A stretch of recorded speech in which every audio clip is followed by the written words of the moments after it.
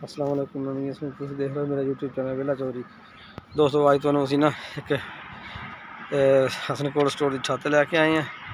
तुम दिखाने इतों कैसा ज़्यादा लैने तो सोलर प्लेटां लग रही ने तो चौधरी साजिद साहब दी तो इन्होंने अंदर थोड़ा जो दिखाने कैसा सिस्टम कैसा काम कर रहा है। तो इससे पहले सारे चैनल में सबसक्राइब करो, बेल आइकन प्रेस करके आल कर दियो। आओ जी हम वीडियो की शुरुआत करते हैं। लो जी हाई साहब आज लाए ने जनाब हसन कोल्ड स्टोर की छत उत्ते तो इत्थे जनाब असी ना हुण देख रहे सोलर सिस्टम लग रहा, सोलर प्लेटां लग रही हैं। देखो जी सोलर सिस्टम लगा रहे चौधरी साजिद साहब। तो इत्थे जनाब असी अज विजिट की तो हुण जा रहे वापस किसी तो चलो थोड़ी जी ना वीडियो बना ही लीए। तो यह प्लेटां जनाब 200 तो 2 प्लेट लाती हाई साहब ने plate 202 plate 110 kilo watt project है। तो कितना बन गया जी ये 85 लाख रुपये 85 लाख रुपये का अमाउंट बन गया है। 202 प्लेट चलेगी तो इन्हों का तकरीबन 85 लाख रुपये खर्चा आ गया। तो कोई नहीं कवर हो जाना साल 2 साल च तो इन्हों का चल पेगा सिस्टम। हाँ बिल्कुल चलो जी। तो बड़ा ज़बरदस्त सिस्टम है जी, सोलर सिस्टम चल जाएगा तो आराम फ्री बिजली इस्तेमाल करेंगे। देखो ना जी आए सब थले ज़्यादा कर रहे हैं। देखो जी कनैक्शन ला रहे हैं इधर ते अच्छा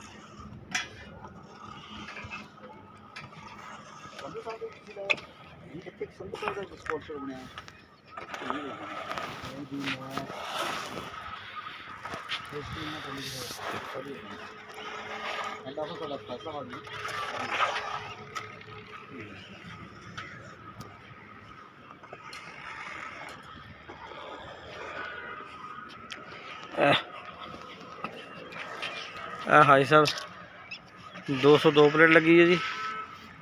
तो माशाल्लाह इतों सारी नज़र आ रही है तो 2 हालों के उत्ते कोल्ड स्टोर की छत है। इधर जनाब थले देखो यह दुनिया थले नज़र आ रही है। काफ़ी हाइट हाई तो कितना उच्चा आ गए हैं तकरीबन असी कितनी फुट हाइट है जिथे पहुँचे आप ऐसे काफ़ी हाइट पर आ गए हैं। जनाब सामने मुख्तार टाउन नज़र आ रहा वो ग्रेडर स्टेशन है। तो इधर ग्रेडर स्टेशन सामने जी केयर टैक्सी है जी वो पट्ठा भी चलता नज़र आ रहा। तो इधर घुमा के लेना इस साइड तो जरा देखिए ना सामने रॉयल पैलेस और CNG गो CNG है ना पंप इधर बाबड़ा दफ्तर ने आज इधर हाई साहब इधर पुली लगी है इतने भी वो पुली जनाब मक्का कोल्ड स्टोर भी इस साइड से है।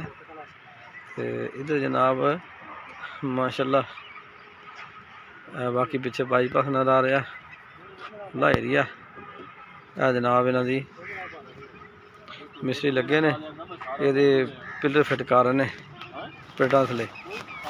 तो माशाल्लाह ज़बरदस्त सिस्टम है जी। बिजली बना के नाले आप इस्तेमाल करेंगे नाले बाबड़ा देंगे तो फिर बाबड़ा तो लैणगे वापस।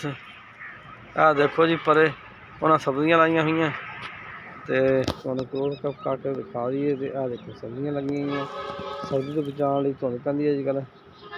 जनाब मक्का कोल्ड स्टोर इन्हों का भी काम हो रहा है